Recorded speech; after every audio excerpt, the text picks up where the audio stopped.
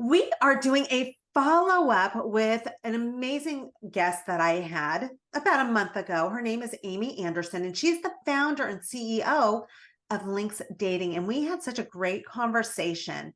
And she was, when I was talking to her, I realized she was filled with all my guests are filled with wisdom, but she had a different angle as far as growing your business, which is so valuable. So I invited Amy to come back and chat with us further about how do we build a strong business based on what has worked well for Amy. So Amy, thank you for coming back and sharing all your knowledge with us. Of course, I'm delighted to be here. Thank you so much. So last time when we talked about your journey of building your business. You had mentioned that you didn't make any money. You didn't charge anyone for 3 years, but that was part of your business plan, quite frankly. So as you were doing that, there were some other things that you were doing to build your business and to really kind of test things out. So let's dive into that. And tell us, how did you make sure that your formula was strong? Absolutely. Well, I think it's really about understanding the marketplace and understanding exactly your demographic, right? Understanding if there's different competitors. And sometimes people say there's no competitors with what I'm trying to do. But the truth is, usually there are, and that's a good thing. That is a positive thing. It means that there's, a healthy competition, right, in the marketplace, in a thriving, hopefully, economy. So don't be detracted or deterred from that. It's a good thing. So I think understanding kind of exactly what you're going to do. One of my biggest pieces of advice for entrepreneurs that are really hoping to start a business or are in the infancy stages of running their business is really remembering to start local. I think that that is something that I always have done and I still do to this day, even 20 years in to running the business, which is out of Silicon Valley, California. What's particularly interesting to me is I feel like I've only scratched the surface of potential clients locally. And I think sometimes entrepreneurs will think global instead of local. Global is exciting, right? And there's a lot of potential there.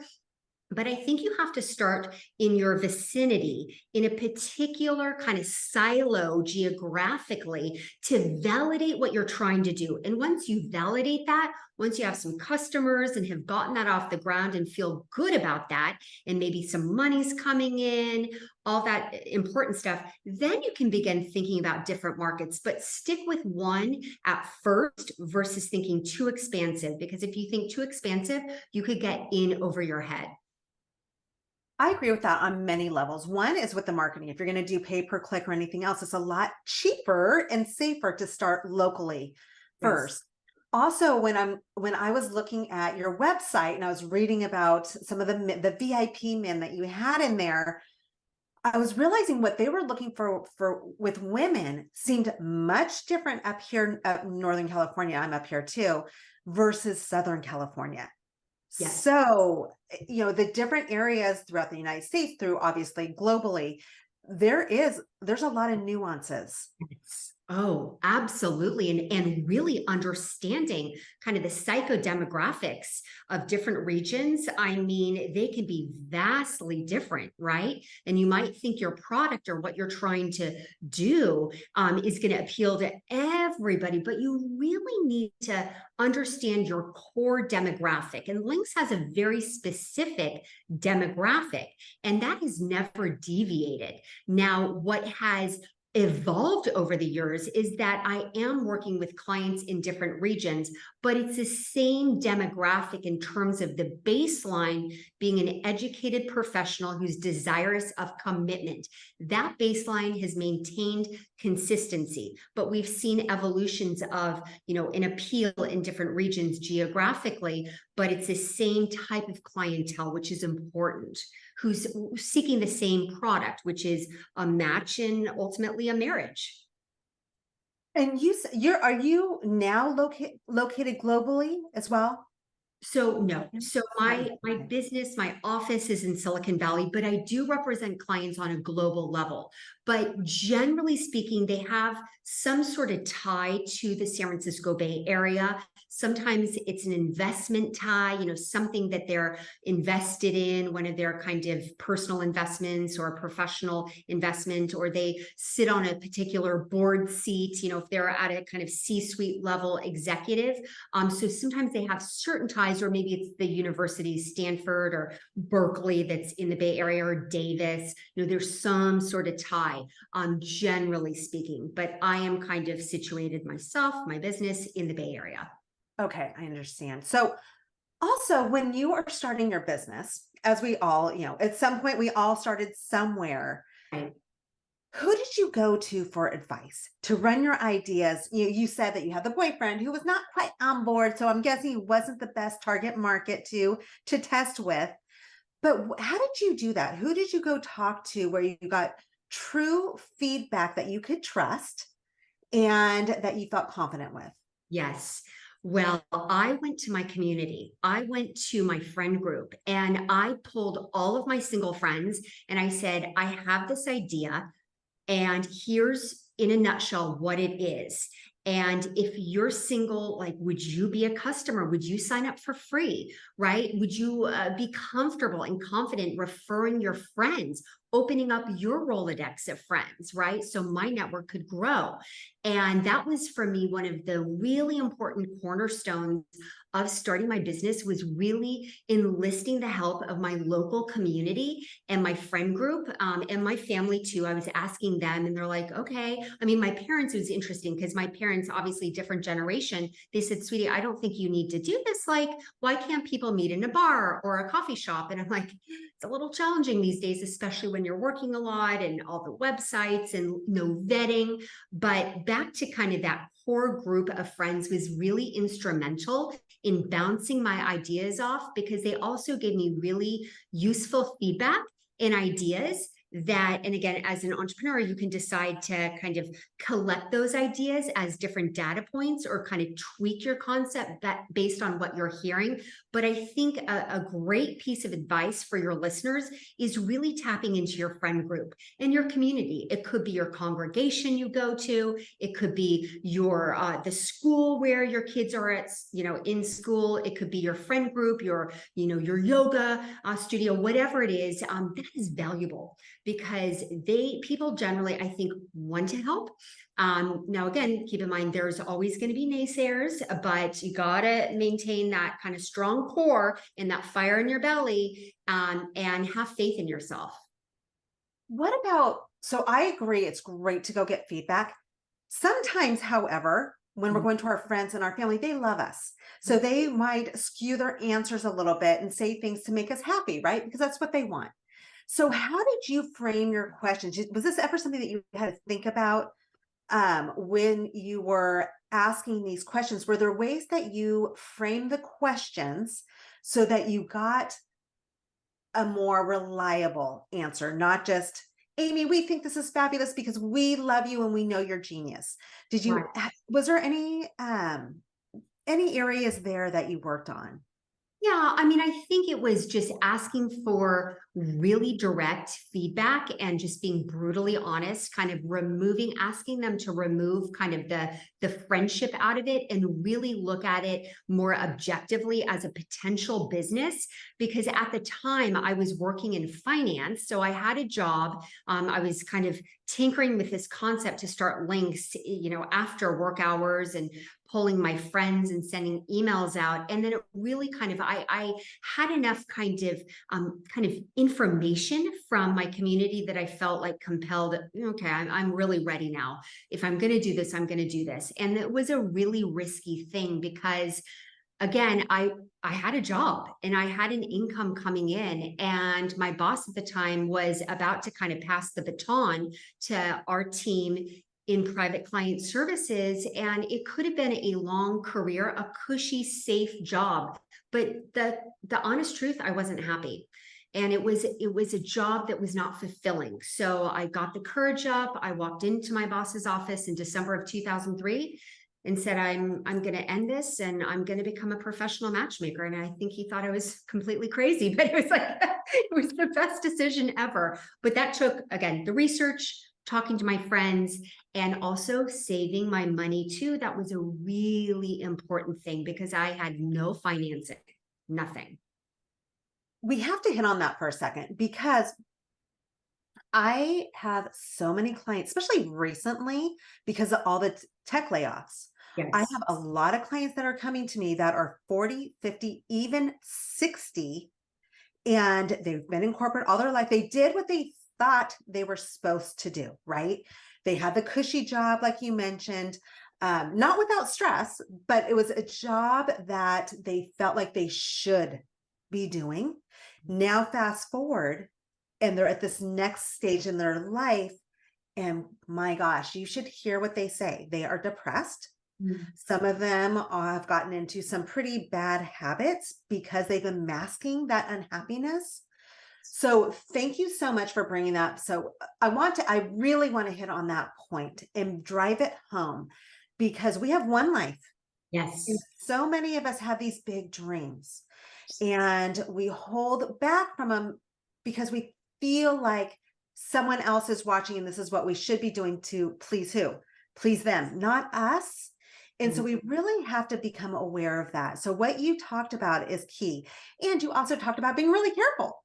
You know, you Mhm. didn't just go out and splash money all over. You were very controlled and disciplined.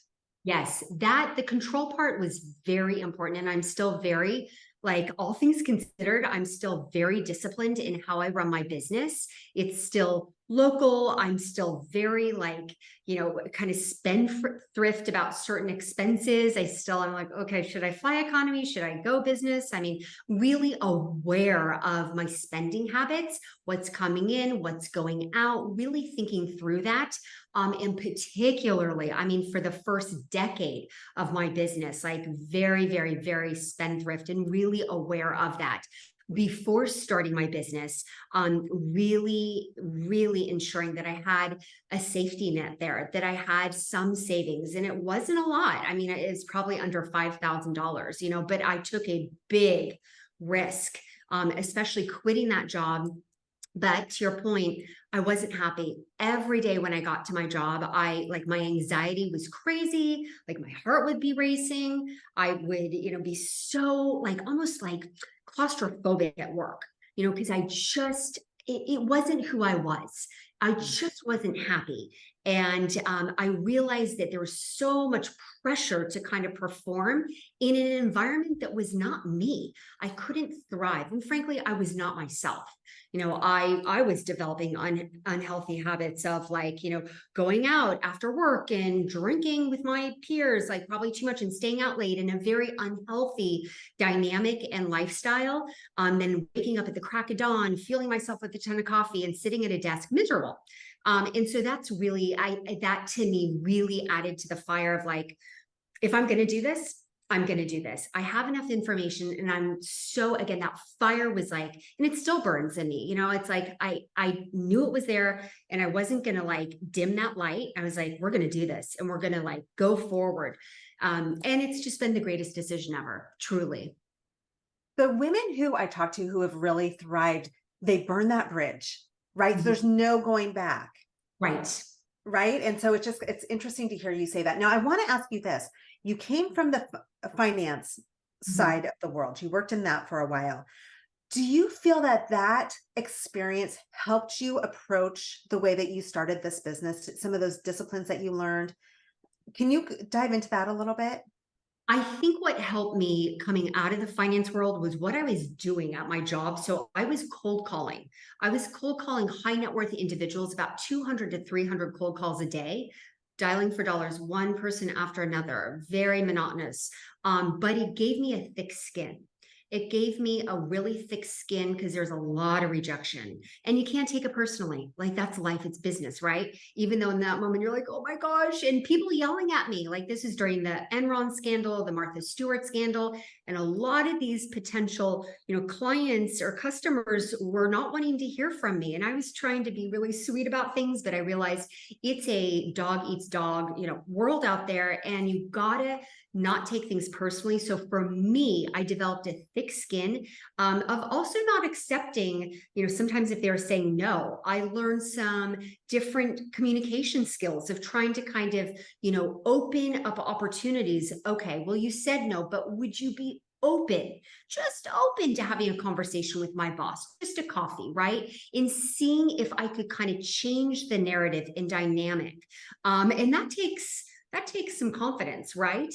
But again, it's kind of like you live one life, just try, and you might realize it's a technique that doesn't work for you, or you might realize it's the greatest thing ever, right? So I think that was like my skill set that I extracted from that experience professionally. Having run businesses for almost 3 decades now, that is the one thing that I have learned is that if you want to be an entrepreneur, you have to have that thick skin. I don't care what your business is. You really have to, because you're going to get punched in the gut, knocked out at the knees. And if you aren't prepared for it and you can't rebound from it, one, you have to make sure that whatever you're doing, you are in absolute alignment with and you're passionate about. Because when that happens, when you get that punch in your gut, 10 times in a row or more, it is hard to get up. But if you're passionate and you are in alignment with what you're creating, it makes it so that you do get up every time. And so there's a lot of little nuggets that you have shared that go into any business.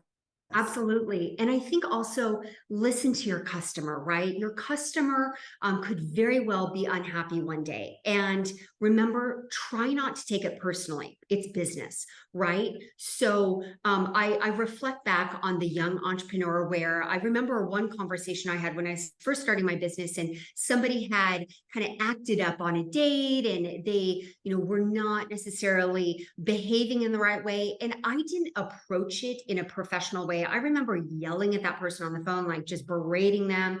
And I look back at that kind of young business owner thinking I would never do that today. Like I would have kind of removed the emotion out of it, probably waited 24 to 48 hours before I respond instead of kind of acting just with that emotion and making it a situation that's just frankly not professional, right? So I think that that's hard too, right? Because there's always going to be people that are not satisfied. And sometimes when you're running your business, you just have to cut your losses, right? You just have to realize, okay, it's okay. It just didn't work out with that person. Therefore, I'm going to refund them, or I'm going to send them a new product or whatever it is, right? And try to make them happy because reputation is everything, right? And that is your most precious asset, I think, maintaining that. Without that, you're really nothing. Always keeping a vision of the bigger picture, right? As you're growing your business, it can be scary when you have someone who is wanting their money back or they're not happy and you're just trying to figure it out. But you mentioned two things. One, take care of the client. If they're unhappy, cut them loose and try to minimize the damage, right? No matter what it is, there just are those clients. And also you mentioned that what was it that you mentioned? You talked about, waiting overnight to respond. Don't react, respond. I think that's one of those things, Amy, that as we get older, we get wiser, right? When I look back when I owned a business when I was in my 20s, I cringe sometimes at the way that some of the, quite frankly, it's embarrassing now, but the way that I dealt with employees Oh, and with certain clients. Now I look back and I have the wisdom of all these years and think, oh my gosh, why didn't someone tell me not to do that? Why did I take so long to figure that out? Oh my goodness, absolutely. I've dealt with situations where I reacted just on impulse and emotion when I really should have waited. And that kind of kicked me in the butt. And the customer really reacted in a very negative way.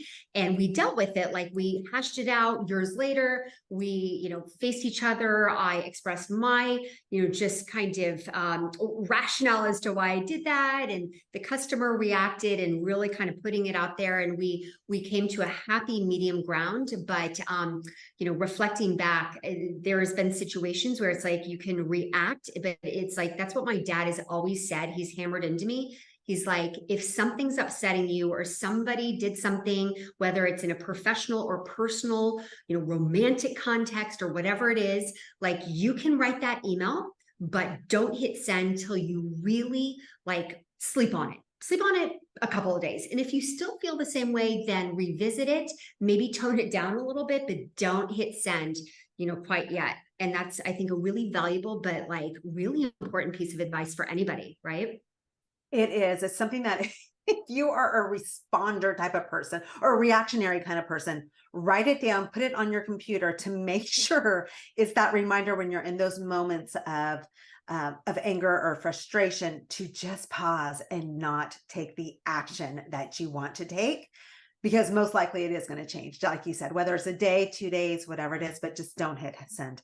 Yeah. So thank you so much, Amy. We could talk forever because there are so many key. I mean, I'm like, we should probably talk about employees and staffing and all that, but I know that you're valuable. So thank you so much for coming back and sharing your wisdom with us. And for those who were not here the first time, where can people go to find out more about you? Absolutely. So we have a content website with a lot of really great information. The website is www.linxdating.com. That's LINXDATING.com. If you are looking for love and you want a long-term mature relationship, go check it out because it's a much fresher and I felt like so much healthier type of platform, but that's also coming from someone who's been with the same person for 36 years. So what do I know? But I thought it was beautiful and I do encourage you to go there. Thank you so much, Amy. Thank you. So nice chatting. To be the best, you need to play with the best. You might not have your own personal high-level circle of women yet, but you can hang with us on the Female Millionaire Show. I'm Midori Verity, serial entrepreneur for over 25 years, and I interview badass female founders and cut through to what you really need to know. So in 20 minutes, you have what can take years to learn. If you're wanting to play bigger, come play with us. Join the female entrepreneur revolution today. Cheers.